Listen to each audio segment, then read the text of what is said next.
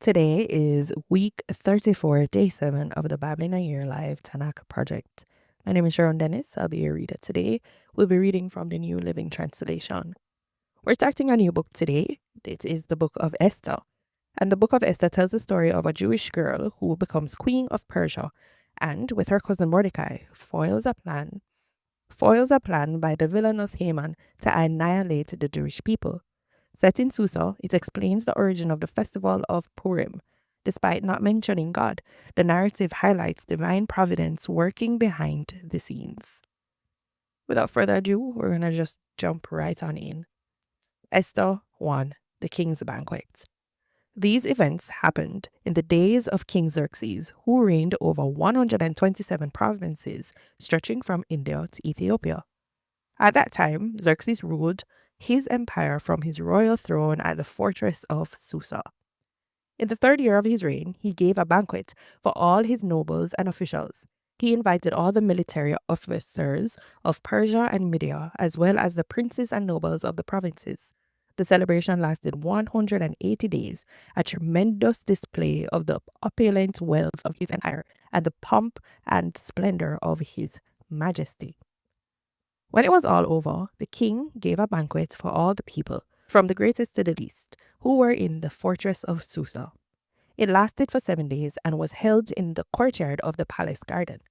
The courtyard was beautifully decorated with white cotton curtains and blue hangings, which were fastened with white linen cords and purple ribbons to silver rings embedded in marble pillars. Gold and silver couches stood on a mosaic pavement of porphyry, marble, mother of pearl, and other costly stones.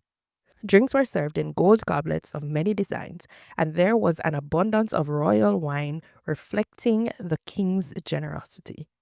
By edict of the king, no limits were placed on the drinking, for the king had instructed all his palace officials to serve each man as much as he wanted. At that time, Queen Vashti gave a banquet for the women in the royal palace of King Xerxes. Queen Vashti deposed. On the 7th day of the feast, when King Xerxes was in high spirits because of the wine, he told the 7 eunuchs who attended him, Mehuman, Biztha, Harbona, Bigtha, Abagtha, Zethar, and Carcass, to bring Queen Vashti to him with the royal crown on her head. He wanted the nobles and all the other men to gaze on her beauty, but she was a very beautiful woman. But when they conveyed the king's order to Queen Vashti, she refused to come. This made the king furious, and he burned with anger. He immediately consulted with his wise advisers, who knew all the Persian laws and customs, for he also asked their advice. The names of these men were Karshina, Shethar, Admatha, Tarshish, Merez, Marsina, and Menucan, 7 nobles of Persia and Media. They met with the king regularly and held the highest positions in the empire. What must be done to Queen Vashti? The king demanded. What penalty does the law provide for a queen who refuses to obey the king's orders, properly sent through his eunuchs? Memucan answered the king and his nobles. Queen Vashti has wronged not only the king, but also every noble and citizen throughout your empire. Women everywhere will begin to despise their husbands when they learn that Queen Vashti has refused to appear before the king. Before this day is out, the wives of all the king's nobles throughout Persia and Media will hear what the queen did and will start treating their husbands the same way. There will be no end to their contempt and anger. So, if it please the king, we suggest that you issue a written decree, a law of the Persians and Medes that cannot be revoked. It should order that Queen Vashti be forever banished from the presence of King Xerxes, and that the king should choose another queen more worthy than she. When this decree is published throughout the king's vast empire, husbands everywhere, whatever their rank, will receive proper respect from their wives. The king and his nobles thought this made good sense, so he followed Memucan's counsel. He sent letters to all parts of the empire, to each province in its own script and language, proclaiming that every man should be the ruler of his own home and should say whatever he pleases. Esther 2. Esther becomes queen. But after Xerxes' anger had subsided, he began thinking about Vashti and what she had done and the decree he had made. So his personal attendant suggested, "Let us search the empire to find beautiful young virgins for the king. Let the king appoint agents in each province to bring these beautiful young women into the royal harem at the fortress of Susa. Haggai, the king's eunuch in charge of the harem, will see that they are all given beauty treatments. After that, the young woman who most pleases the king will be made queen instead of Vashti." This advice was very appealing to the king, so he put the plan into effect. At that time, there was a Jewish man in the fortress of Susa whose name was Mordecai, son of Jair. He was from the tribe of Benjamin and was a descendant of Kish and Shimei. His family had been among those who, with the king Jehoiakim of Judah, had been exiled from Jerusalem to Babylon by King Nebuchadnezzar. This man had a very beautiful and lovely young cousin, Hadassah, who was also called Esther. When her father and mother died, Mordecai adopted her into his family and raised her as his own daughter. As a result of the king's decree, Esther, along with many other young women, was brought to the king's harem at the fortress of Susa and placed in Haggai's care. Haggai was very impressed with Esther and treated her kindly. He quickly ordered a special menu for her and provided her with beauty treatments. He also assigned her 7 maids, specially chosen from the king's palace, and he moved her and her maids into the best place in the harem. Esther had not told anyone of her nationality and family background because Mordecai had directed her not to do so. Every day, Mordecai would take a walk near the courtyard of the harem to find out about Esther and what was happening to her. Before each young woman was taken to the king's bed, she was given the prescribed 12 months of beauty treatments, 6 months with oil of myrrh, followed by 6 months with special perfumes and ointments.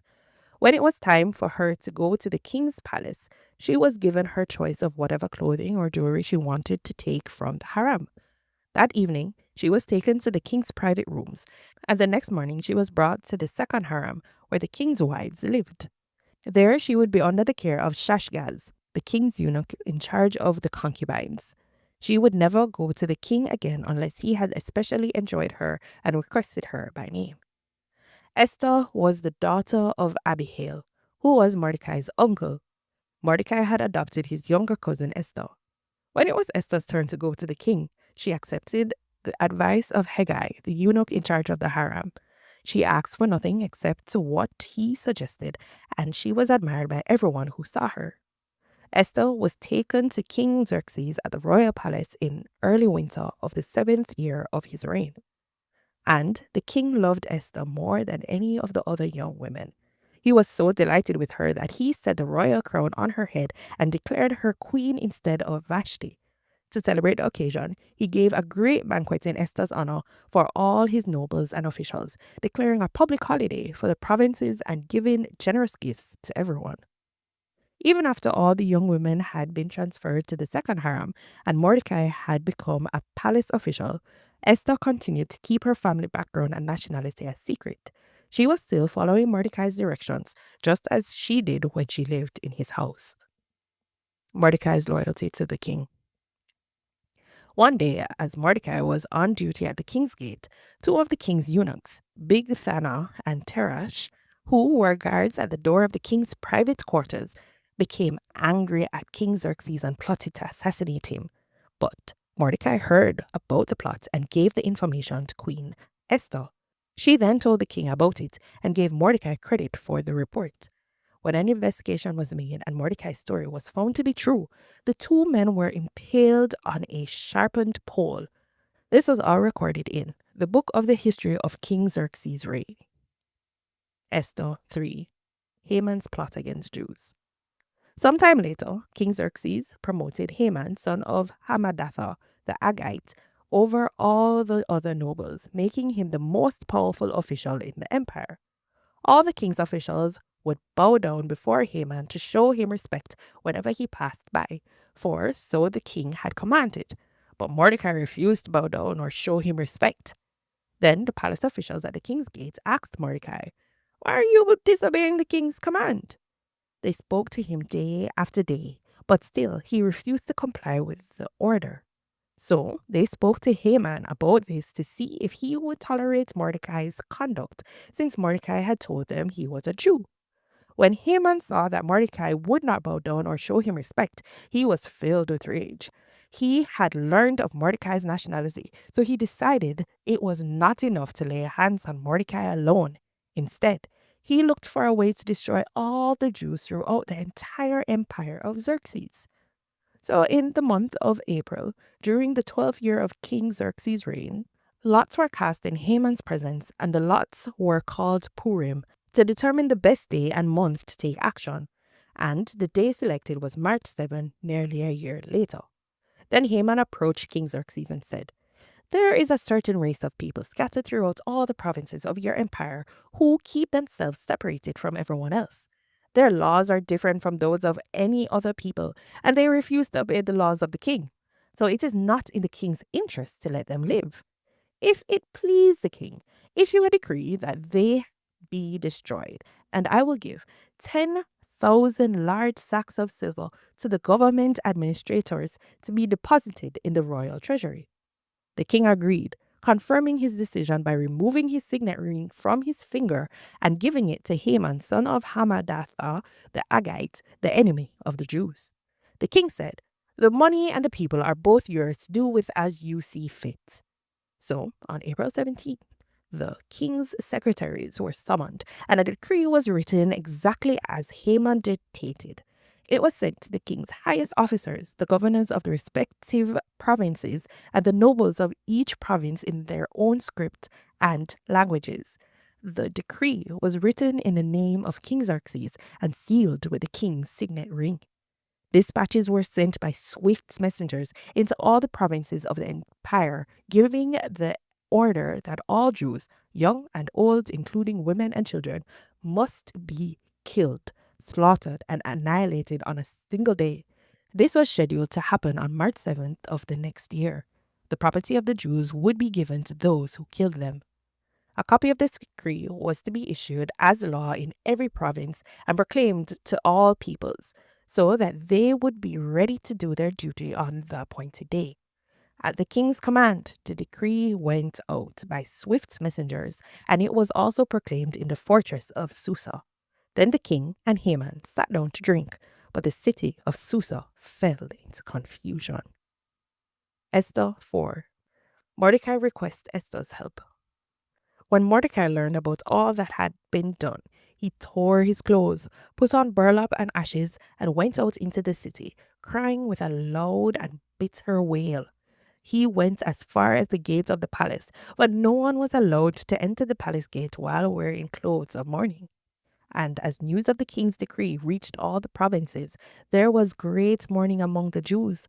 They fasted, wept, and wailed, and many people lay in burlap and ashes. When Queen Esther's maids and eunuchs came and told her about Mordecai, she was deeply distressed. She sent clothing to him to replace the burlap, but he refused it. Then Esther sent for Hathach, one of the king's eunuchs, who had been appointed as her attendant. She ordered him to go to Mordecai and find out what was troubling him and why he was in mourning. So Hathach went out to Mordecai in the square in front of the palace gate.